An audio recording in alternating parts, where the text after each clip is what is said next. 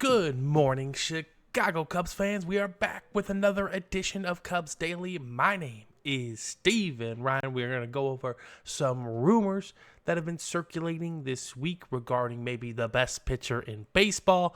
There is a alarming graphic that I'm going to show you in terms of revenue made compared to payroll, and we'll continue our series on grading the Cubs, and we'll talk about the World Series matchup that's coming up into place. But before we get into all that, just want to give everyone a big time thank you for hopping on into the channel, taking a look at the videos, sharing your thoughts, giving them feedback. We appreciate all of it here at Cubs Daily. Let's keep it rolling. So, the big rumor, regarding potentially, I haven't heard any direct links for the Chicago Cubs, but, there's a very pressing issue going on in Detroit. It's regarding their ace pitcher, Tarik Skubal. He is going to win his back-to-back Cy Young Award in November-ish. In my opinion, he is the best pitcher in baseball. It's him and Paul Skeens. Those are our 1 and 2s. And obviously, there's just, it's not controversy, but baseball is a business, right? We all kind of understand that. And Tarik Skubal is entering his last year of contract negotiation for the Tigers, and apparently the rumor is they are not even close.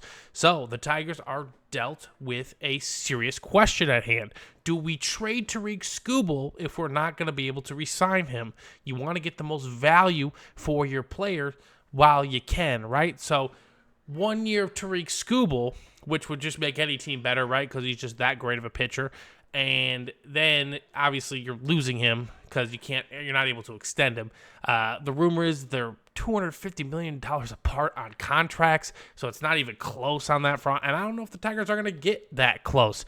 I was told earlier this year when I brought this up during the trade deadline, I didn't think it was going to happen then, but I don't think it's going to happen now for the Cubs. But I was told I was insane that Tarik Skubal was going to be traded.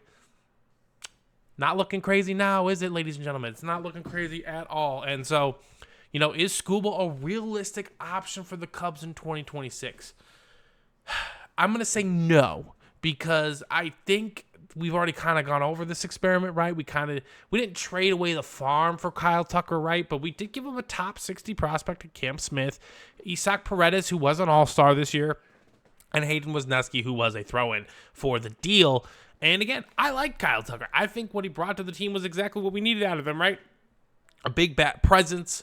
He elevated others around him. Regardless of what the comments say, if you think he doesn't want to be here, et cetera, I'll say this, ladies and gentlemen. If he really doesn't want to be here, you don't just move your charity to Chicago because it's not for the tax benefits, and you don't go to Murphy's Bleachers to hand out merchandise. You don't do those things, okay? I think Kyle Tucker is a good teammate. I think if the Cubs offered him the right deal, he would stay. But again, that's the real question, right? Are they going to offer him the right deal? Knowing this team's history, probably not. But back to Tarik Skubal, right? Is the Cubs trading for him a realistic option? I think the Cubs could do it. I think they have the pieces to do it, right? We could, we could pick up Shota's option, right? Lock him in for 3 years and make him a part of the package deal for Skubal as well. That would entice the offers. I think we'd have to part with probably Matt Shaw. And again, I wouldn't be against that for Tarik Skubal, but this is that same situation, right? It's like, do we trade for a guy that we know we can extend? That's the question, especially heading into a lockout potentially. I don't think this is going to be a deal the Cubs do in any regard. But I do think the Tigers are going to be open, and they're going to be taking calls for Tarik Skubal because you just do not want to let that talent walk away for absolutely nothing. And so I'm sure I could put together comprehensive packages for the Cubs to pull it off, right? You pick up Shota's option, and then you package it with Matt Shaw, maybe a couple minor league prospects. Again, I think Tarik Skubal would solve a problem. He would solve the ace problem that this team absolutely desperately needs. He would solve the ace problem. He would solve the power arm problem.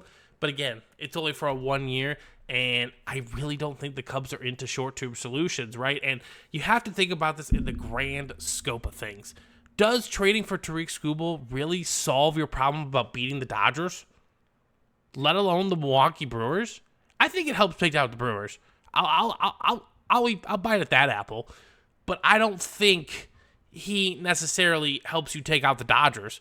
And then you have to replace Matt Shaw, and there's rumors on that front as well regarding him. But I don't think there's a set of moves the Cubs could make where you know for a definitive fact you're going to take out the 2026 Dodgers. And I think that's where the Cubs are operating from. I made a video on social media the other day, stating that I think the Cubs are trying to wait this out along with a lot of other Major League Baseball teams, right? This will end for the Dodgers eventually. I don't know when specifically, but there will be a bill that will have to be paid, and they will pay it.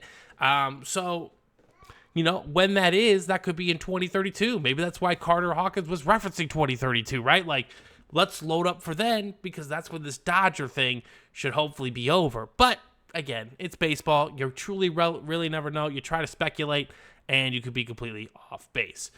But regarding the Dodgers and, that graphic and everything, and I'll show you guys that here in a second, but the Cubs finished in 23rd in terms of percentage of payroll to revenue made.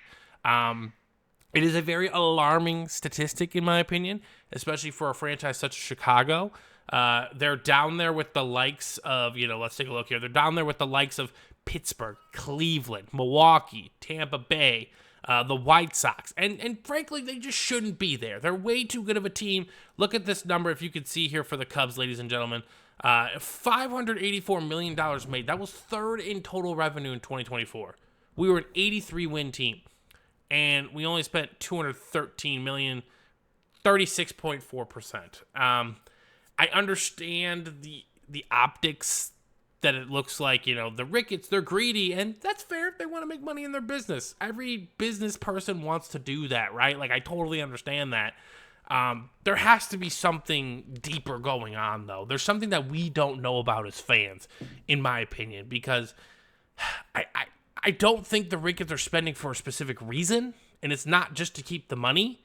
It's because of the Dodgers and the Mets and this whole CBA thing, in my opinion. I think once this all gets settled, if we get a salary cap in baseball, I think the Cubs will end up being one of the teams that are more up on that list in comparison, and that's also a big reason why they want this salary cap, probably, is to make sure that those numbers don't range as much, right? Like the Marlins, they made $317 million, and they only spent $86 million. They spent 27% of that revenue made on their payroll. Like, that's disgusting. That is not acceptable.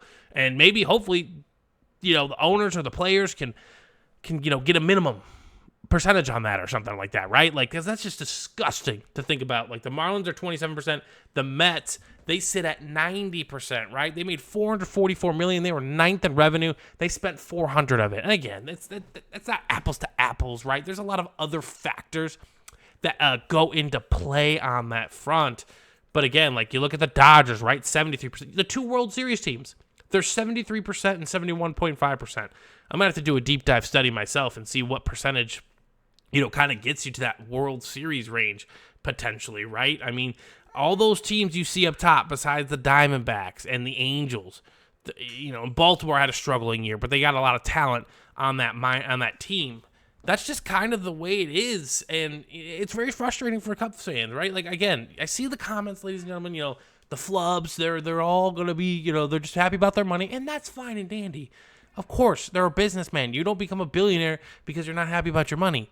But I think I will genuinely believe this.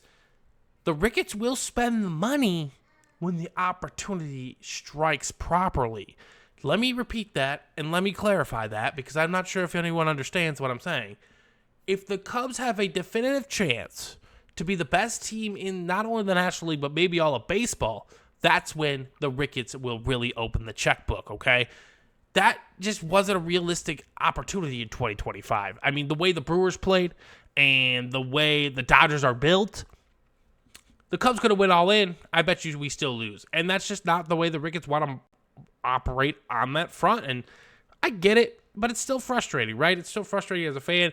Every year you want to compete. And again, 12 teams make the playoffs every year. So there's a good, over a third of baseball makes the playoffs. You just got to get in. Maybe some crazy things happen. You catch an injury. I don't like banking off that metric, but, for right now, for the way things are going, and at least for the next season until a lockout happens and we get this CBA all settled. That's just the way it is, and that is the reality we are facing as Cubs fans. So let's continue this on down the track. We are going to be grading Cade Horton's rookie season. I am giving him an A. It didn't start off all sunshine and rainbows, but it was an amazing finish. I mean, he had some really, really good numbers. He was top 4 in ERA in the second half. He was up there with the likes of Paul Skeens. He outdueled Paul Skeens in a matchup. Again, not really a fair fight given our offense compared to the Pirates' offense, but still, Cade Horton's big time. And, unless we go get a guy like I mentioned, Tariq Skubal, he's going to be the ace of this staff. And hopefully he can develop and continue to become the ace of this staff, because there was a lot of great progress. And, it's hard not to think about it that maybe the Cubs go to the NLCS if Cade Horton is healthy. Maybe we get a game from the Dodgers because Cade Horton is healthy. I don't think we beat the Dodgers. I do think we could compete a little bit better than what the Brewers did. That was just a disgraceful offensive attempt. And again, I've been saying it all year. You can sit there and yes, the Brewers were a better team. I'm never going to deny that. But home runs over infield hits. I'm going to say it again. Home runs over infield hits, those play in the postseason, okay? You look at the two teams in the World Series, they hit bombs. They hit home runs. They pitch well and hit home runs. They don't squeak out infield hits. They don't do all that nonsense. They hit tanks. And, that's just kind of how it goes. But we need a guy like Cade Horton to solidify this staff and keep this train rolling, right? Again, look at this 2025 year. 1.08 whip. That'll do. And again, only in 118 innings of work. His ERA plus was 144. The average is 100. That number that's ballpark adjusted too, so it definitely takes into place of what Wrigley Field brings. This year was notoriously wind blowing in off the lake, so that definitely helped pitchers. He had a near 3-1 strikeout to walk ratio. Really, really good signs from Cade Horton in his rookie year, and I'm excited to watch him next year, right? Continue to grow and be the ace of this staff potentially, unless we go get a name like Tariq Skubal, which again, I don't think we're going to do. I need that clarified. I'm sure people are going to come into the video. First thing they see, he thinks the Cubs are going to trade for Tariq Skubal. I don't think they are. I think they should.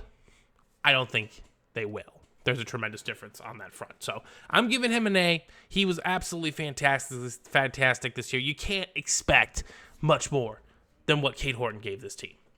And last but not least, the Dodgers are going to Toronto for the World Series. I was talking about it here recently. And this is kind of my message here. And, the fans that are about the team saving money, you perplex me. It's not your money. You don't get any extra money in your pocket, right? They still raise the prices at Wrigley. The beer is going to be $23 probably next year. You want to see this money go into the ball club. And I am going to hold out hope that it will. It might not be the 2026 ball club. It might be a fresh new CBA ball club. You know what I'm saying? The 2027 or 2028 Cubs. But I think that is kind of the reality we are going to be facing here, especially with a lockout looming. As long as we can make the playoffs next year, I'll be very happy. I love October baseball at Wrigley. I think we all do as Cubs fans. But I'm not sure what the Cubs are going to do. I think they're kind of hand-tied. And they don't want to push all their chips in for 1 year to then, have it all be taken away from them with new rules and new constrictions. So I could imagine this being another developmental year in the sense of we get Owen Casey and Kevin Alcantara up, right? Let them get some reps. Matt Shaw continues to grow and continues to learn. PCA now has an offseason to adjust to the starting pitching, which was adjusting to him at the second half. I'm curious to see how Michael Busch responds after a career year, right? Most of the offense is still intact. Obviously, we're going to be missing Kyle Tucker potentially. But, I think this team was good enough to go to the NLCS if healthy. We just weren't healthy, and that's the way it goes. And the Dodgers dominated whoever was in their path. And, Dodgers and Blue Jays are going to Toronto for the World Series. Everyone's taking the Dodgers. The Blue Jays got players too, man. The Blue Jays got players too. I think the Dodgers kind of have the advantage pitching-wise, believe it or not. Their starting pitching is incredible. But, again, I think it's going to be a really, really good matchup. This is 2-3. Like I said, in the 2024 revenue to 2025 payroll, they both spent over 70% of that range. So, this is going to be a good World Series, ladies and gentlemen. Hopefully, it can go 7, and it'll be a lot of fun to watch. I will still enjoy it regardless. I know if you don't like the Dodgers, that's fine. But I really don't understand the fans that are like, I want to see the Brewers and the Mariners. Like, get out of here. You want to see Shohei Ohtani on the grand stage. You want to see Vladimir Guerrero Jr. on the grand stage. This is what we want. We want this as fans. Whether you think you do or not, you truly want to see the best of the best in the biggest moments. And that's exactly what this series is going to provide. Okay? The Yankees wouldn't have stood a chance. They didn't last year. There's no team from the AL besides the Blue Jays that doesn't have the star power to potentially match the Dodgers in that sense. So I'm going to take the Blue Jays in 7. I think the Blue Jays are going to win this in 7. I'm rooting for the Blue Jays in this one. So I hope you all have a great, great rest of your day. We will talk soon in the next one. We'll see you then.